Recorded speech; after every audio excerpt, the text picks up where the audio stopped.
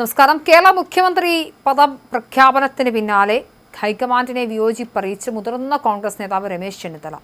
Seniority പരിഗണിക്കപ്പെട്ടില്ലെന്നും അച്ചടക്കം പാലിച്ചിട്ടും അവഗണനയെന്നും രമേശ് ചെന്നിത്തല പ്രതികരിച്ചു. നിയമസഭാ കക്ഷി യോഗത്തിൽ പങ്കെടുക്കില്ലെന്നറിയിച്ച് ചെന്നിത്തല മന്ത്രിസഭയിൽ ചേരുന്ന കാര്യത്തിലും അവ്യക്തതകളുണ്ട്. കെ.സി. വേണുഗോപാലിനും വി.ഡി. സതീശനുമൊപ്പം കേരള മുഖ്യമന്ത്രി പദവിയിലേക്ക് അവസാന നിമിഷം വരെ പരിഗണിക്കപ്പെട്ട നേതാവാണ് രമേശ് ചെന്നിത്തല. ഒടുവിൽ 11 ദിവസത്തെ അനിശ്ചിതത്വത്തിന് വിരാമമിട്ടാണ് വി.ഡി. സതീശനെ കേരള മുഖ്യമന്ത്രിയായി ഹൈക്കമാൻഡ് പ്രഖ്യാപിച്ചത്. അതേസമയം വഴുതക്കാട്ടെ വീട്ടിൽ നിന്നും രമേശ് ചെന്നിത്തല പുറത്തേക്ക് പോയതായും വിവരം പുറത്തുവരുന്നുണ്ട്.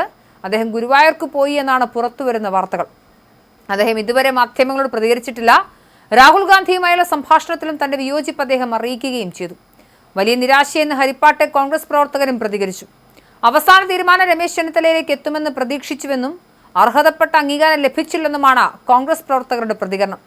സോഷ്യൽ മീഡിയയിൽ കെ.സി. വേണുഗോപാലിനെതിരെയും രമേശ് ചെന്നിത്തലയ്ക്കെതിരെയും സംഘടിതമായ ആക്രമണം നടന്നു. ഇക്കാര്യത്തിൽ പാർട്ടി അന്വേഷണം വേണമെന്നും പ്രവർത്തകർ ആവശ്യപ്പെട്ടു.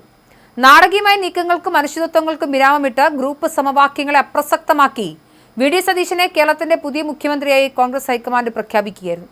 കഴിഞ്ഞ തവണ അപ്രതീക്ഷിതമായാണ് അദ്ദേഹം പ്രതിപക്ഷ സ്ഥാനത്തേക്ക് എത്തിയതെങ്കിൽ ഇത്തവണ അത് കഠിനാധ്വാനത്തിനുള്ള അംഗീകാരമാണ്. രാഷ്ട്രീയ ജീവിതത്തിൽ അർഹതപ്പെട്ട പല സ്ഥാനങ്ങളും അവസാന നിമിഷം കൈവിട്ടുപോയ ചരിത്രമുണ്ട് സതീശന്. എന്നാൽ ആ തിരിച്ചടികളെല്ലാം തന്റെ പാർലമെന്ററി മികവ് കൊണ്ട്, ജനകീയ പോരാട്ടങ്ങൾ കൊണ്ട് അദ്ദേഹം മറികടന്നു. 11 ദിവസം നീണ്ടുനിന്ന ഹൈക്കമാൻഡ് ചർച്ചകൾക്കൊടുവിൽ സതീശനെ തേടി നായക പദവി എത്തി.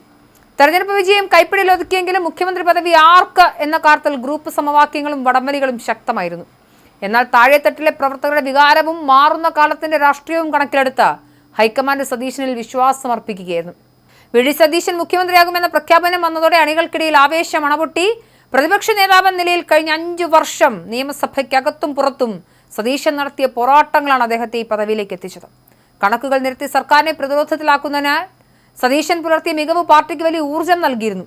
വിഭാഗീയതകൾക്കപ്പുറം യുവാക്കളുടെയും പൊതുസമൂഹത്തിന്റെയും പിന്തുണ നേടിയെടുക്കാൻ അദ്ദേഹത്തിന് കഴിഞ്ഞു. ഭരണ തുടർച്ചയുടെയും വികസന വാഗ്ദാനങ്ങളുടെയും പശ്ചാത്തലത്തിൽ അധികാരമേൽക്കുന്ന വി.ഡി. സതീശനെ കാത്തിരിക്കുന്നത് വലിയ ഉത്തരവാദിത്തങ്ങളാണെന്നതാണ് മറ്റൊരു യാഥാർത്ഥ്യം. പ്രകടന പത്രികയിലെ വാഗ്ദാനങ്ങൾ നടപ്പിലാക്കുന്നതിനൊപ്പം പാർട്ടിക്കുള്ളിൽ ഐക്യം നിലനിർത്തി മുന്നോട്ട് പോവുക എന്നതാകും പുതിയ കപ്പിത്താന്റെ മുന്നിലെ പ്രധാനപ്പെട്ട വെല്ലുവിളി. എന്തായാലും ഗ്രൂപ്പ് സമവാക്യങ്ങൾ ഏറ്റില്ല. സാമുദായിക സംഘടനകളുടെ മുറവിളിയും കിട്ടിയില്ല. ഏറ്റവും ഒടുക്കം ജനം എന്തു പറഞ്ഞോ അത് ഹൈക്കമാൻഡ് കേട്ടിരിക്കുന്നു.